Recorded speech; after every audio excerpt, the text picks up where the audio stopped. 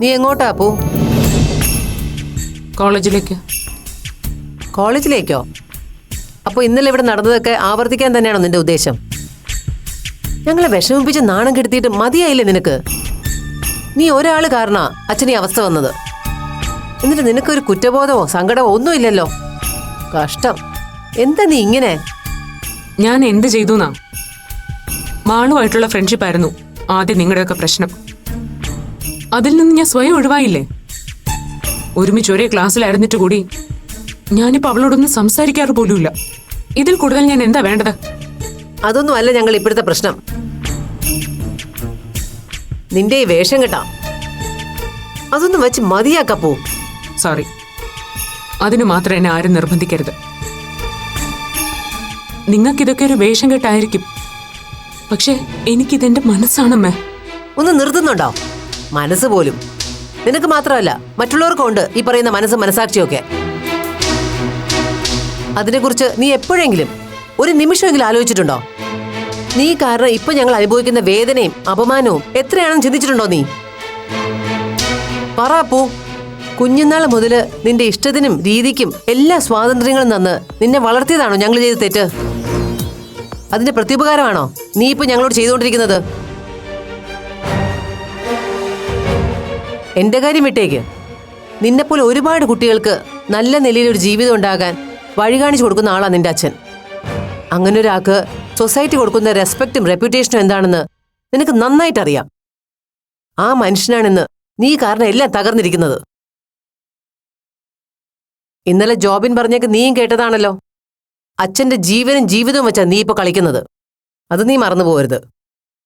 ജന്മം തന്നവരുടെ ജീവൻ എടുത്തിട്ടല്ല സ്വന്തം മനസ്സിന്റെ സന്തോഷം കണ്ടെത്തേണ്ടത്.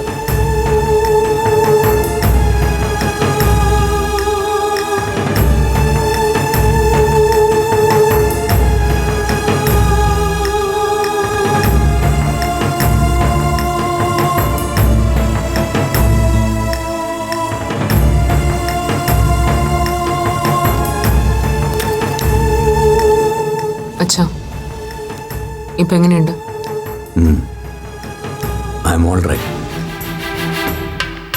ഞാനൊരു കാര്യം തുറന്നു ചോദിച്ചോട്ടെ? എന്താ പോലും അറിയണ്ട്? ഞാൻ ഇങ്ങനെ ഈ വീട്ടിൽ കഴിയുന്നതിൽ അച്ഛന് ബുദ്ധിമുട്ടുണ്ടോ?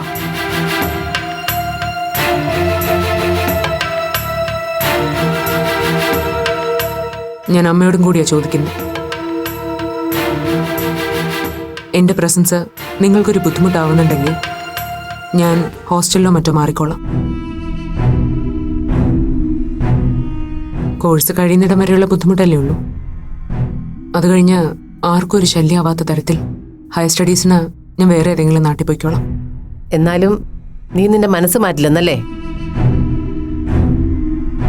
അതിന് പറ്റുമായിരുന്നെങ്കിൽ നിങ്ങളെയൊന്നും എനിക്കിങ്ങനെ സങ്കടപ്പെടുത്തേണ്ടി വരുമായിരുന്നില്ലല്ലോ.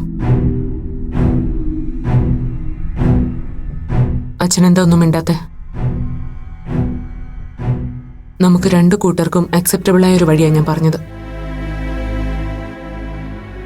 അപ്പോ ഇക്കാര്യത്തിൽ രണ്ടു കൂട്ടരെയും തൃപ്തിപ്പെടുത്തിയൊരു സൊല്യൂഷൻ അങ്ങനൊന്നില്ല. നീ ഇവിടുന്ന് എവിടെ പോയാലും ഞങ്ങളുടെ മകളല്ലാതാവില്ലല്ലോ. അങ്ങനെ ആയിരിക്കുന്നിടത്തോളം കാലം നിന്റെ ഐഡന്റിറ്റി എന്താണെന്ന് ചോദിച്ചാൽ ഞങ്ങൾ അതിന് ആൻസറബിളാണ്. ഞങ്ങൾക്ക് ആകെ ഒരു മകളെ ഉള്ളൂവെന്നും ആ കുട്ടി ഇപ്പോഴും ഒരു പെണ്ണായി ജീവിക്കുന്നുവെന്ന് ഞങ്ങൾക്ക് ഉറപ്പിച്ച് പറയാൻ കഴിയണം. അതല്ലാതെ ഈ പ്രശ്നത്തിന് മറ്റൊരു സൊല്യൂഷൻ ഇല്ല.